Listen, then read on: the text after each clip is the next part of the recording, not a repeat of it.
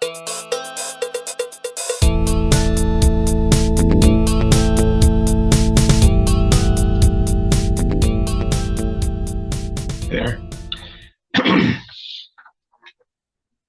We're going to be talking about language and word choice today, and the reason I'm laughing, I was about to say chuckling, but it's not the right word.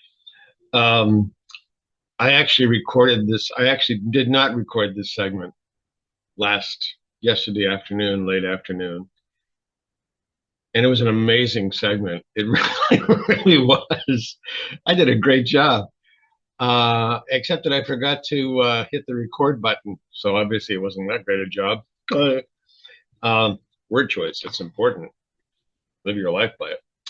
So anyway, word choice.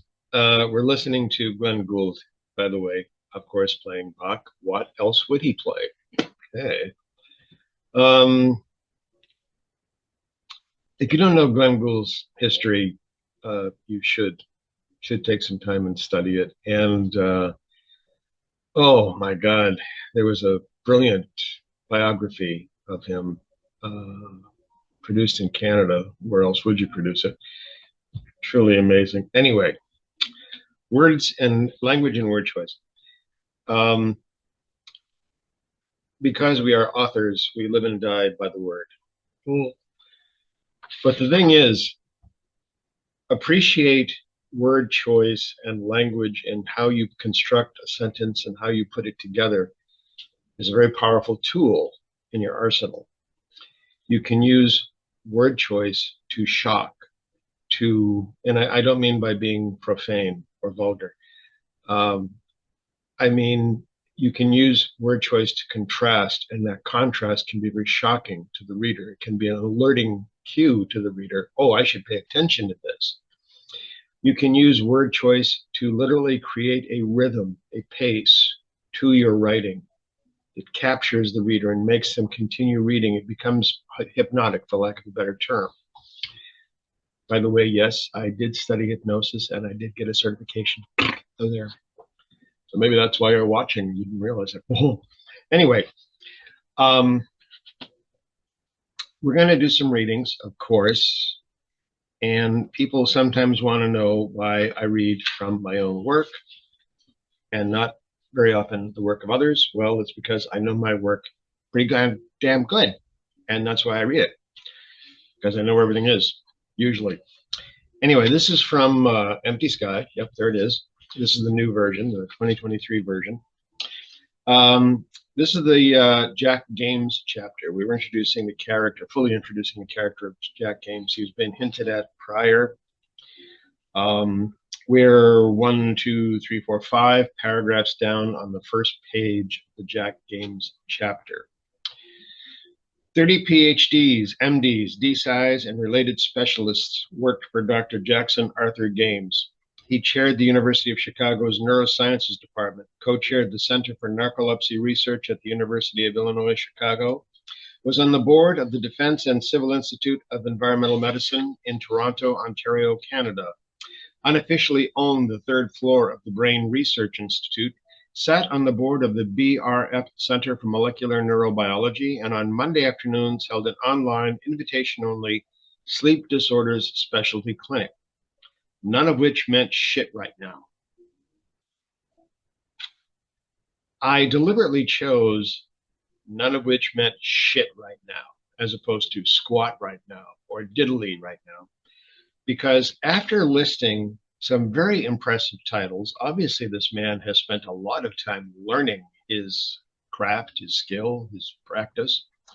And he's well regarded, he's appreciated, he's recognized. We have to come back to what's happening at this point in the story, none of which meant shit right now. What's happening right now in the story is Dr. Jackson Arthur Games has no clue on how to help his best friend, Tom McPherson, the protagonist's father, one of the secondary protagonists, if you will, in the story, who's in basically a coma and can't come out of it. Nobody understands why. There's no indication of why, which is a very central plot point of the story. None of which meant shit right now. Jackson Arthur Games had come a long way from DC's Prospero House, the largest orphans home in the tri-state area, and most of it with the McPherson family's financial backing. So we dropped that sentence, none of which meant shit right now, and then go right back to Jackson Arthur Games, not Jack Games anymore, Jackson Arthur Games, Prospero House, largest orphans home, McPherson's family's financial backing. So what we've done, one of the things we've done with that word choice is we've been very, very high, drop down, come right back up, okay? We've created this well, and the purpose of that well is to capture the reader, to literally have them drop into, oh, this guy, he may be really well read, well learned, trained, but he's actually really still a person. Not to say that people with a lot of credentials are not people, but let's face it, we want them to be human. We want them to be accessible. More than anything else, we want them to be relatable. Go through my blog, search on relatability. There's a lot of posts about it. If a character is not relatable, the reader won't care about them. So we use that word choice. We use none of which meant shit right now to really hammer that for all this guy can do, he can't do anything. And that is the most painful thing for him right now in the story. Okay? Now we're going to do something else with language. This is from my most recent book, The Book of the Wounded Healers. I do not have a copy to read from yet. That's how new that book is. And you should all get copies and leave glorious reviews. This is from, I believe, chapter 49, Hormone-Free Dancing in Harlem. It's a very short chapter. I'm going to read the entirety, and then I'm going to go back over it with you. High up in Harlem, we walk along a street where a crowd gathers around 12 black men. The 12 black men are lined up in 4 rows of 3. Some are Rastafarian black, some are West Indian black, some are South American, Portuguese, West African black. Some are dark as night, and some 50 years ago would pass, and perhaps even they wouldn't know. The crowd is white and black and Indian and Sufi and men and women. The 12 men move in a dance. Their black and not black sweat-glistening bodies slither and dither, anguine and sanguine, and I am uncomfortable around them without knowing why. The smell of the city mixes with sweat on the bodies, and the hints of the bottles and onlookers pass around. The dancers' fingers snap in movements both martial and marital, their bodies enjoying a unification of movement, a simultaneity of expression which is both evocation without invocation.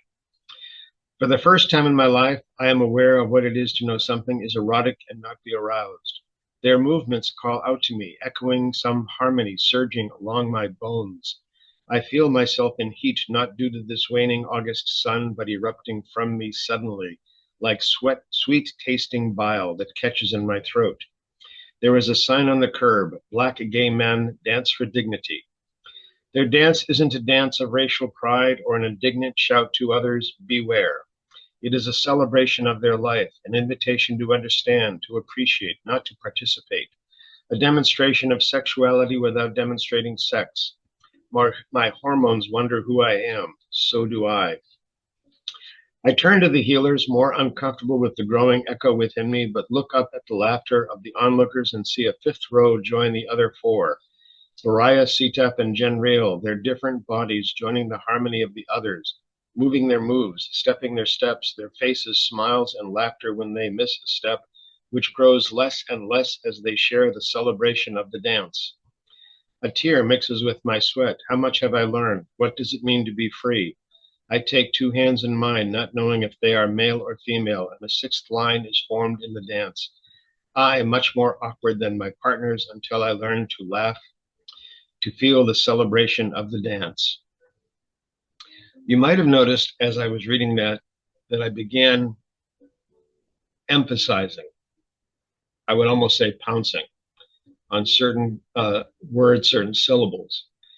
The reason is, and I was not doing that intentionally, I've written these paragraphs, and much of my writing is this way, with a kind of alliteration and sibilation intended to catch the reader and create a rhythm in their mind with the language, with the words. You may have seen my dog Boo.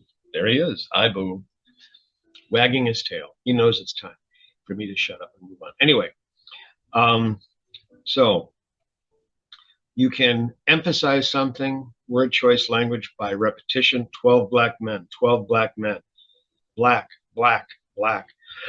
Excuse me. Now, in the second paragraph, we go from 12 black men to 12 men. That's very significant. What we've done is we've elevated them from a type, excuse me, to we're increasing their personhood, if you will. Okay. Black, not black, slither and dither, anguine and sanguine, without knowing why. Slither and dither, anguine and sanguine. I'm beginning to repeat sounds, not just the S sounds, not just words, but the actual sounds of words without knowing why. Smell, city, mixes, sweat, bodies, bottles, onlookers, pass. I'm emphasizing the S. Dancers, snap, movements both martial and marital, emphasizing the M sounds. Unification of movement, evocation without invocation. Then again in the next paragraph, movements, surging, bones, suddenly, August sun, sweet tasting catches. So I am creating a pacing, if you will, distinct rhythm. I was in a workshop many years ago. I was sharing a short story, which I had specifically written with a musical time signature. And there were some musicians in the workshop, and one of them, he read it and he looked up at me and he said, "You wrote that in 3/4 time, right?" And I laughed. I said, "Yes, I did, exactly." The thing is, the rhythm that I hope to create in this chapter, hormone-free dancing in Harlem, I can hear the music that they're dancing to. I can see them dancing.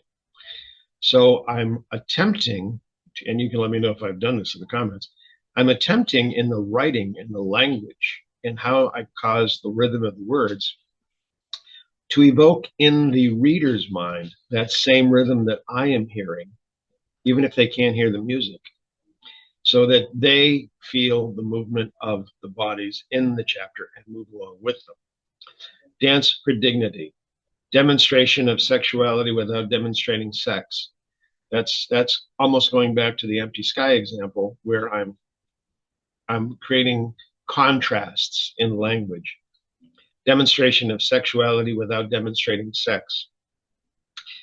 Then finally we go down to Baraya, Sitep, and Genreal bodies, moving their moves, stepping their steps, faces smile, miss a step, grows less and less.